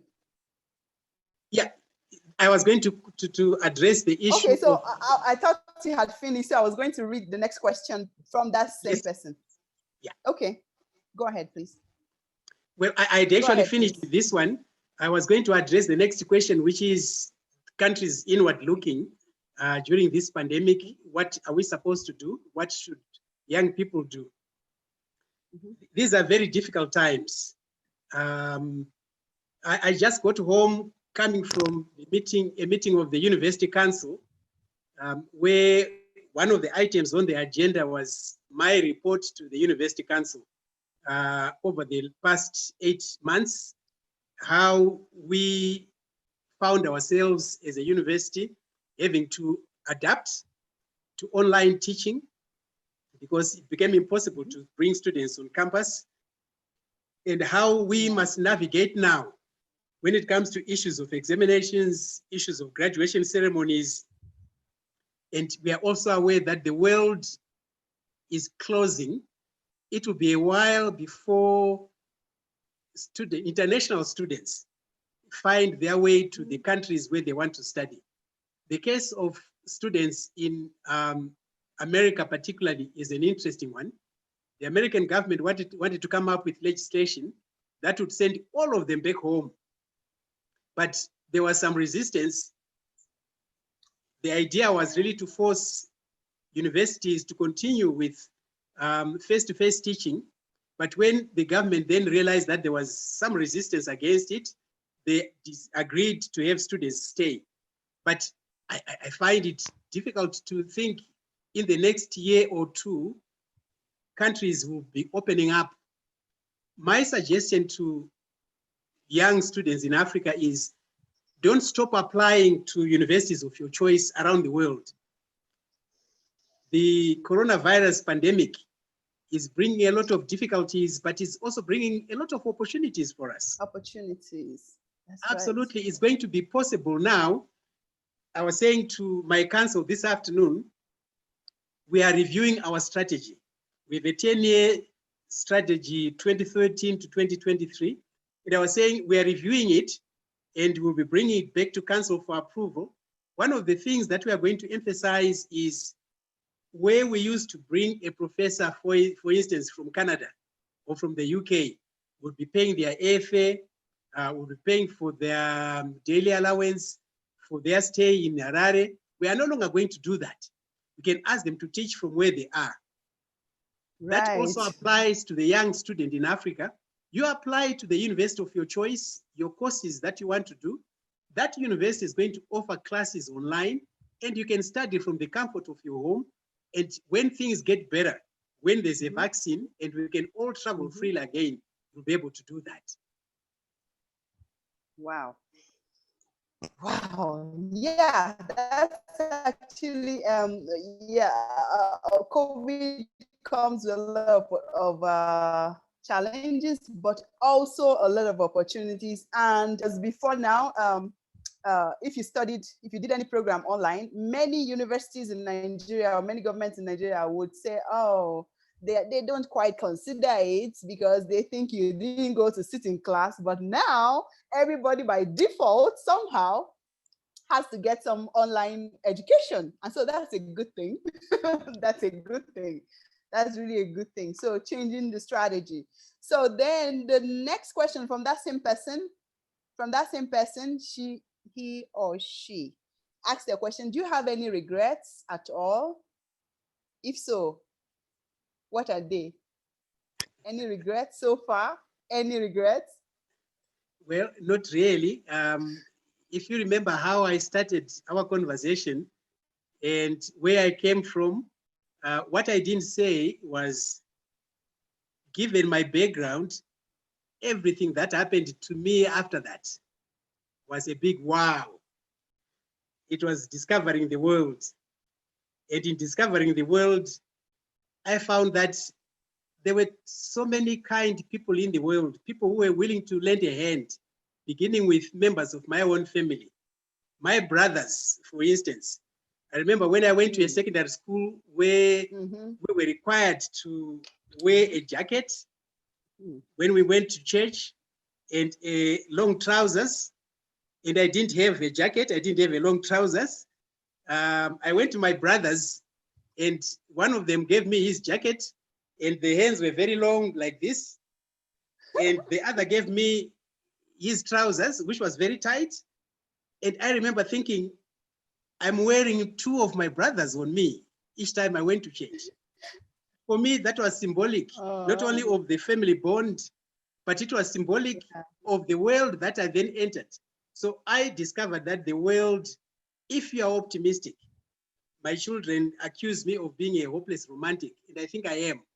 I believe in the goodness of people. I believe that we get the best out of each other. So, in short, I really don't have any regrets so far, and I pray that I won't have any during the years that I still have. You won't. You will not. Any regret that hasn't come now will not come again. We declare it will not come. No regret. All right, thank you so much. So we'll be rounding off the session very soon, but we're going to take two more questions. So this same person has the question, I think you've somehow answered the question. How best can an African student pursue their goal, aspiration, and drive themselves towards their goals in the face of hostile political environment from their own government, post-independent movements? That's one of the saddest parts of our development in Africa, that the same governments that are supposed to assist us to grow are sometimes in the way. We have seen this in a number of countries in Africa. I won't give examples. And it becomes very difficult for young people whose futures are actually stolen away from them by a government which is supposed to nurture those prospects for our young people. My advice would be, there's never an occasion where you can see light. I always go to some examples from Chinua Achebe. Chinua Achebe says, don't be like the chichidodo bird, which loves to eat maggots. But you know where you find maggots? Dead bodies. Dead bodies. Rotten stuff, all sorts of terrible things. But the chidodo bird loves maggots. But to get to the maggot is terrible for it. So it looks at the maggot and says, how on earth am I going to get that maggot? Exactly the same situation that our young people in some African countries find themselves in. You have to find a way of getting to the maggot with all that refuse around you. In other words, you come back to what we talked about earlier, defining exactly where you want to go and using our formula. the successful change formula. It works whether there's a repressive government or not, because at the end, you can carve your own niche and find a way forward. Good, good. So we got back to that change formula, successful change formula, which is direction times vision times strategy times belief. That's a formula everybody should memorize because it answers a lot of questions, okay? Thank you so much, Prof. And then the second to the last question, that is from Exul 2020. And the person says, how did the late President Mugabe motivate you politically and academically? I think the first question should be, did he motivate you first? Yes or no? And then if he did, how did he motivate you politically and academically? Yes, if you don't have an answer, we can skip. Okay. No, seriously, he did. Everybody knows how much Mugabe loved education. We all followed his own educational path, how he went to Ghana and how he learned from Nkrumah, and the chain of degrees that he got when he was in prison. That really was against all odds. He had 7 degrees that he earned when he was a prisoner. I had the pleasure of working closely with him when I was registrar at the University of Zimbabwe, and he would come as chancellor and we would receive him, and we had a lot of respect for him. I'm not going into his politics because that's not relevant to what we are doing now. Yes. But we admired his interest in education. And education in Zimbabwe changed completely for the better soon after independence. One of the policies was no child should walk more than 3 kilometers to go to a school. And so we had schools built all over the country for that. So for that, I actually admired him. Wow. Yes. Politically, he was a symbol for liberation during the liberation struggle. And we all looked up to him together with others that he worked with, like Joshua Nkomo. And we revered them because of that. But over time, some of those aspirations get lost. And my belief is, as they say, power corrupts, and absolute power corrupts absolutely. Absolutely. Yes, but that does not take away from the legacy that he left for us in education in this country. Nobody can take that away from him. Fantastic. Fantastic. Thank you so much. So then Sabo Salim, that's the last question from the audience. Sabo Salim is saying, what's your advice to students who aspire to work at government organizations and other organizations such as the United Nations and other NGOs? What's your advice to students who aspire to work in such organizations? I should say such organizations where you had worked. What's your advice for such students? The first advice is get qualified in the area of your passion, so that you have something which you can sell, a skill, and build your career. Take up jobs that lead you to that. Quite often, international jobs, NGOs, they will ask you, have you done similar things before? And if you have got some experience, that will stand you in good stead for that. And of course, you need to be adaptable. Cross-cultural skills are absolutely key for this. To be able to network with people across all sorts of barriers, whether it's tribe, race, nationality, religion, you should be comfortable to work with people who come from everywhere. And that you can begin by working closely with people around you and people in your family. There's no way you can have enemies in the family and hope not to have enemies at the workplace. That's true. That's true. That's true. I always say there is something to be gained by saying what really matters to me. What is it that I won't sacrifice, no matter what?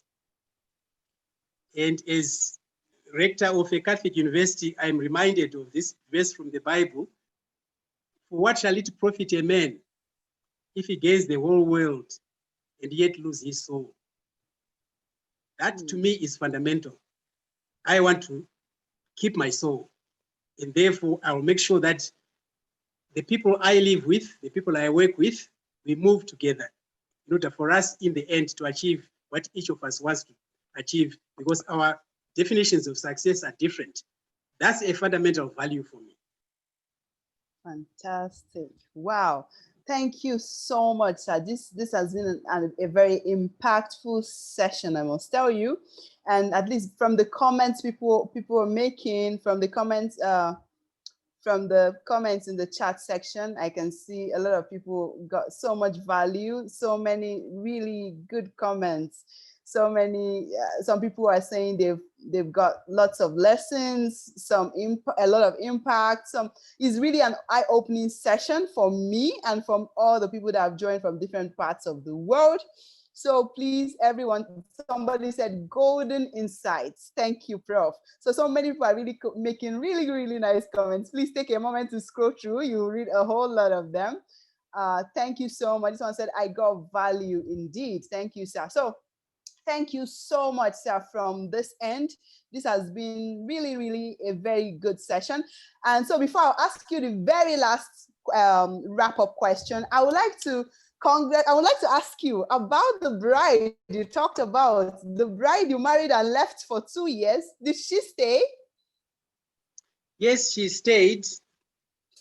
And she is actually logged in. Wow. If you see Alice Zinyemba, maybe you could unmute her and ask her to speak. This is interesting. This is interesting. Yes. Please, ma'am, where are you? Okay, I can see her. Please, ma'am, say, can we see your face? Can we see your face? Say something to us. Hello, hello, hello. Please unmute your mic. Just say something to us. Really good to Hello, have everybody. You. Hello, hello, ma'am. Hello. Yeah, I'm enjoying the session. It's very interesting. It's like going down memory lane and catching up on values and the lot. It's very interesting. A very good session. Thank you so much. Oh, wow. Thank you so much, man. Thank you. Thank you. Thank you. Thank you. And thank you for waiting for him for that 2 years. That was really big. it was not easy, but patience plays. Patience pays. I was patient enough to wait. If you love somebody, you wait for them. You become patient and you wait for them. And I got what I wanted. Thank you so much. I like that. I like that. Wow. That's a good one. That's a good one. You got what you wanted, and he also got what he wanted. That's why he was so scared to go and come back. He had to quickly get married. That was a good one. So perfect match there. Thank you so much, ma'am, for joining the session. You're most welcome. Okay, so Prof. Yeah, you're welcome, ma. So Prof, the very last thing, just a wrap up question. What are you going to be leaving us with? I'd like to ask you, considering the critical success factors, what are the critical success factors you want to leave us with? Your final advice for men and women who are out there struggling to rise against all odds. Let me sum up that part with one word, emotional intelligence. Okay. Emotional intelligence, and it's got 5 components to it. The first one is self-awareness. How well do you know yourself?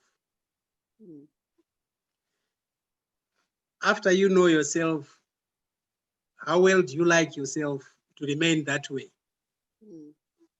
What kind of self do you want to put in front of the world and say, that's the self that I want to move with? Self-awareness. The second one is self-regulation. We all have excesses. Are you able to interrogate yourself and say, yes, I may be interested in doing this or that, but that's not my passion. Self-regulation also means this may be the fashion of the day, but is that what I really want to do? Do I follow all these people? That's self-regulation. The third one is motivation. What motivates you? Are you motivated by making a public show, by people admiring you, or are you motivated by achieving what you want to achieve for its own sake? The fifth one is empathy. Do you feel for others? Do you ask yourself the question, if I were in their position, would I want to be treated this way? And the final one, which is really the biggie, social skill. How do you connect with others? Particularly in this day and age of social media. Are you on LinkedIn? Are you on Facebook? Are you on Twitter? Do you use email? How do you connect with others, particularly now that we don't meet? For us to say these 5 components of emotional intelligence, how do I cultivate them in order for me to be able to move forward and succeed in my career? If you look at people that we consider to be successful people, you'll find that they do in fact have a lot of these things. People, for instance, like Bill Gates, people like Jeff Bezos, they took advantage of what was around them, which today is really technology, engineering software. Yeah. And they said, this is the fad of the day, and I'm interested in it. Let me go for it. Or Eric Yuan, the person who discovered Zoom, which we are using this evening. Zoom was discovered only in 2013, but it hit the billboards last year. And today we are using it, connecting the world. Chinwe, you were saying so-and-so from such a place. In other words, people discovered in terms of self-awareness what it is that they are good at. Serena Williams, Lionel Messi, just to show that the variety is wide. Self-awareness for me is absolutely key. Start from there, and then all the other 4 components of emotional intelligence. That would be my last word. Wow, thank you so much, sir. Thank you so much, sir. I'm sure many of us are going to go and rewatch this video over and over and over again to make sure that we get to internalize all that. I mean, you've given just so much value in this session. So thank you so much, sir. Thank you so much. Thank you. Thank you for your time. Thank you for all the value. Thank you.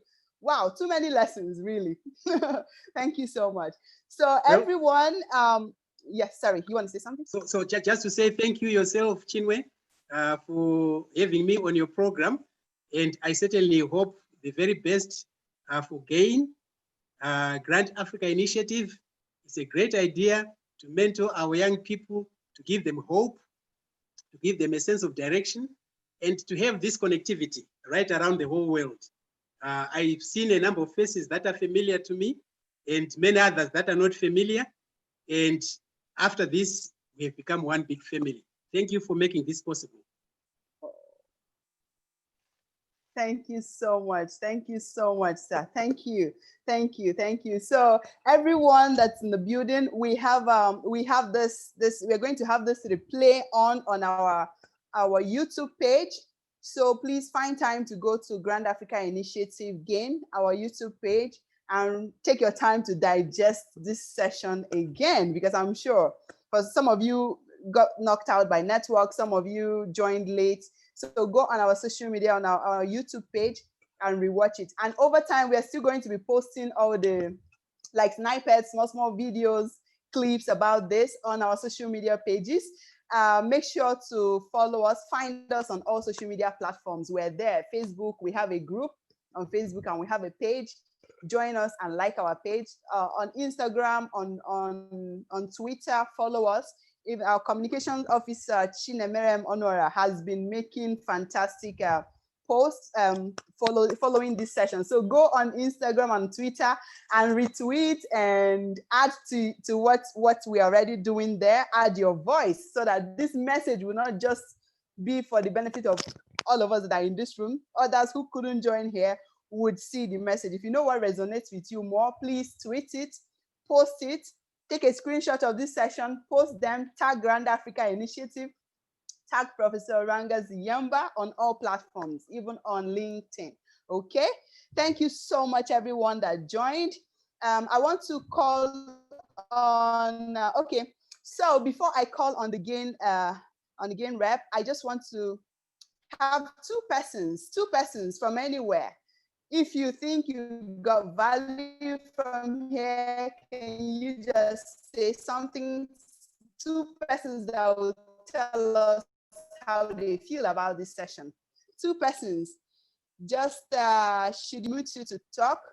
If you raise your hand, we will mute you. Just two persons. There's NM Coco raising your hand. Is it for this or? Okay, so NM Coco. Yes. Yes, NM Coco, where are you? I'm here. How are you? Oh. Wait. I am Hi. driving, that is why. Yeah, how are you? How are you? We are good. We can barely hear you though, and we can barely see you. Hello? Because I'm driving. Your network. Hello? Okay. Oh yeah, yes, okay. Hello? We can hear you now. Yeah, it's because I am driving. I'm just closing from work. Okay. Yeah. Okay, so what do you have to say? Do you have something? Okay. Okay, so do you have a comment for Prof for this session? Do you have a comment? I first of all want to commend the platform for this wonderful opportunity. And to Prof, we say barka da kokari in Hausa. That is, we wish you all the best, and we continue to pray for your success in all endeavors. And we thank you for all the, especially how you got married without shoes. All right. Thank you so much. Thank you. Continue driving now. Thank you. Yeah. Thank you. Thank you. Last that. Okay, sorry. Yeah. Yeah. Sorry? Lastly, I want to call on that what we need to focus is on our values. We have virtually lost our values, and that is why we have so much challenges confronting us. So we need to rework on our value system. Okay, we should work on our value system. Thank you so much. Thank you so much. Your network is breaking now, so I'm going to mute you now. Thank you so much. Thank you so much. So Jude, somewhere, Jude, please, what do you have to say? Jude, where are you? And pray to be there. Thank you. Your network is bad, okay? Thank you so much. So he said, thank you for the wonderful opportunity. Thank you so much. We got that. Thanks. Okay, so Jude raised your hand. You raised your hand, please. What do you have to say, Jude? Jude? Okay. Where just are you speaking to from, Jude? I'm speaking from Italy. Oh, from Italy. Fantastic. Yep. Well, oh, that's actually Father Jude. Oh my goodness. Father. Sorry. Oh my God. Good to have you here, Father. Thank you for joining this session.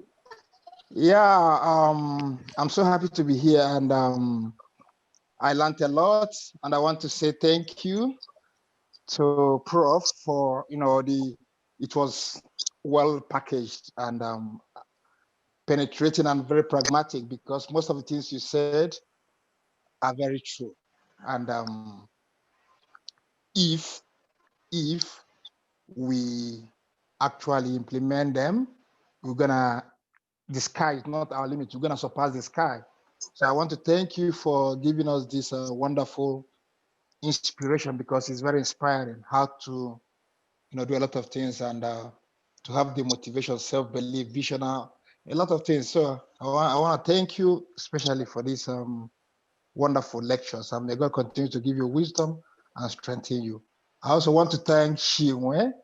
I call her my daughter because she's my daughter. She knows. Yeah, and she's been doing well, and so keep it up, okay? So proud of you. So I want to thank all the participants too for making our time to listen to these lectures, and I believe we have more of this in the future. So thank you, Prof.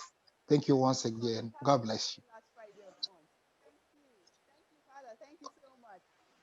Okay, You're so welcome. now before the very final one, is there a lady in the building? Friend, thank you so much, Father. Is there a lady that wants to say something? It's only men that are saying something. Is there a lady that wants to make a comment before we go? Any lady? Any lady? No lady? Raise your hand if you're a lady and you want to say something. No lady? Do we have only men in the building? A lady.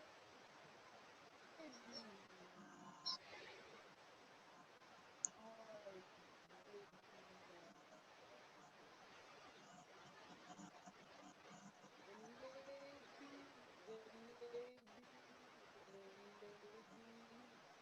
Just men that are raising their hands. Okay, there's any, okay, no, say something. Cynthia, can you hear me? At least you're a lady.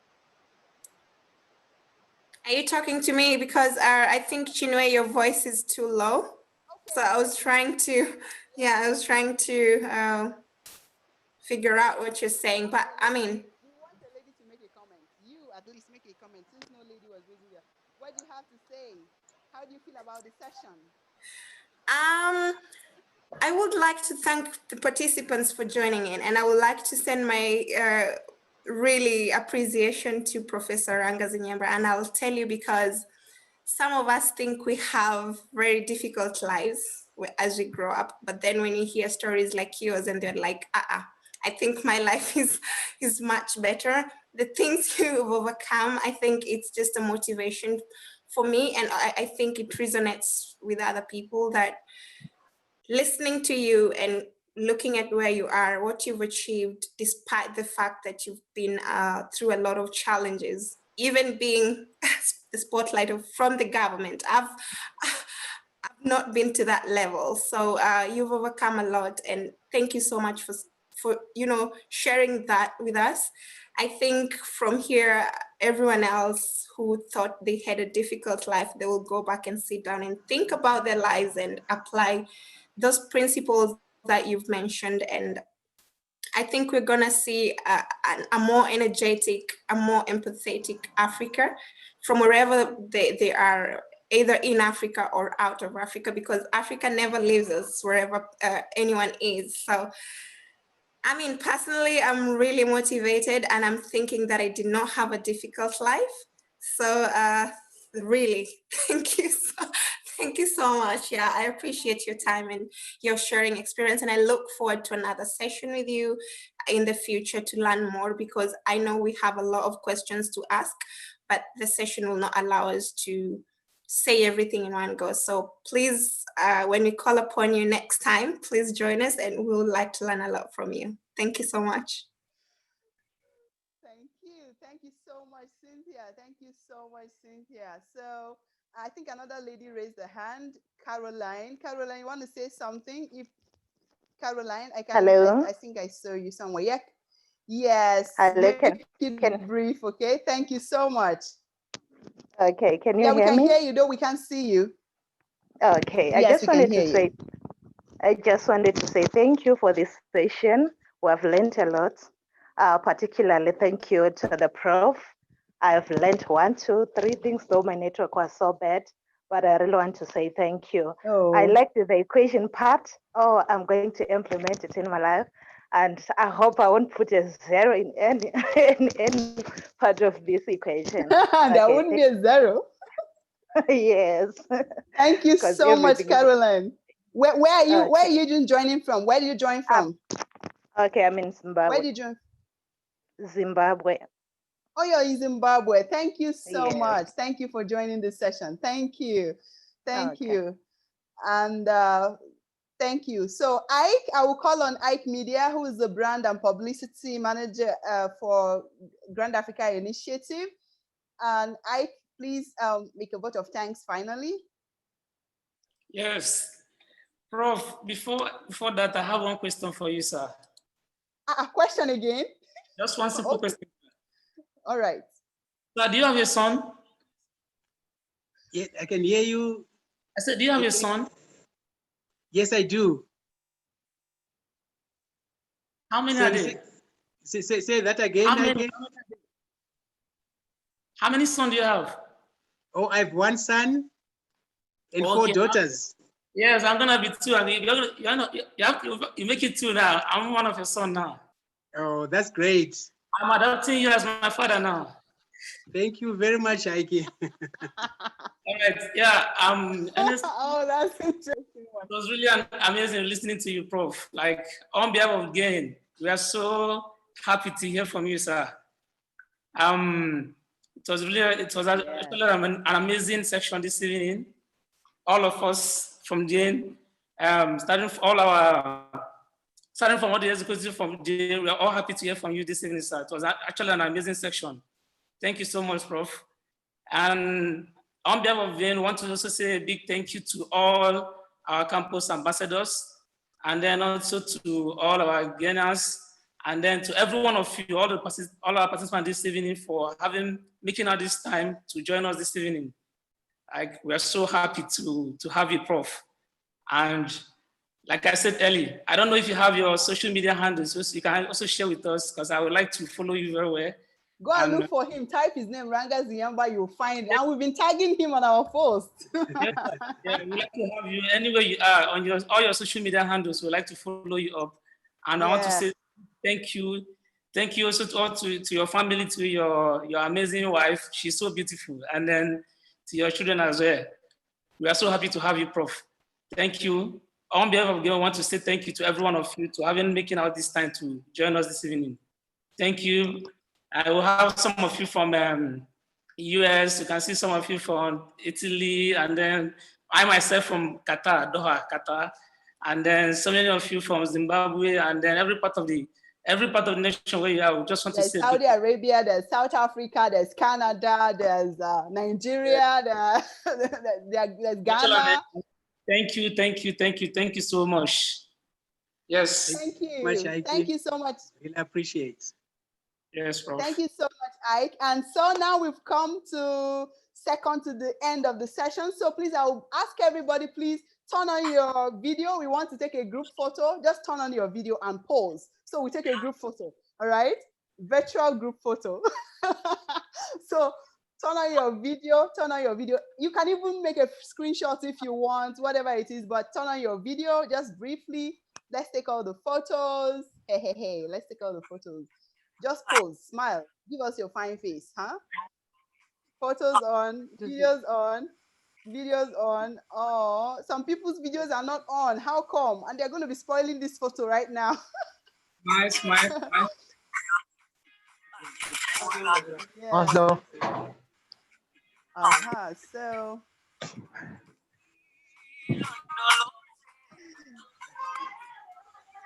Yes. Hold on, I'm taking more. You know, just keep posing. I'll tell you when I'm done. Keep posing.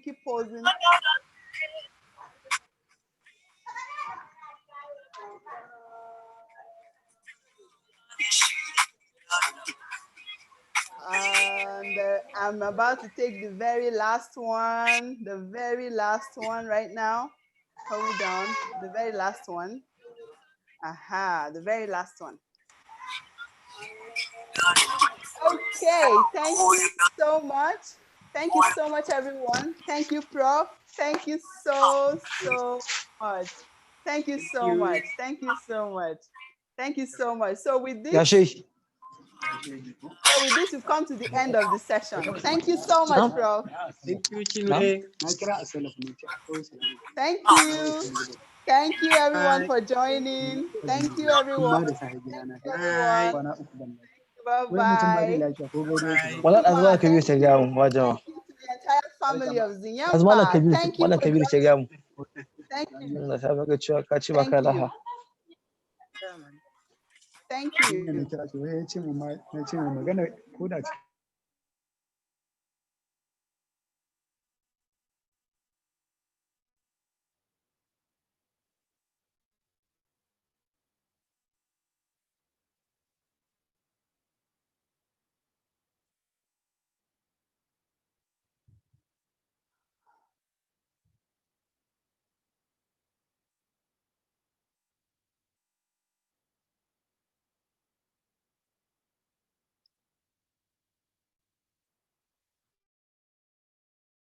All right. Thanks. Bye.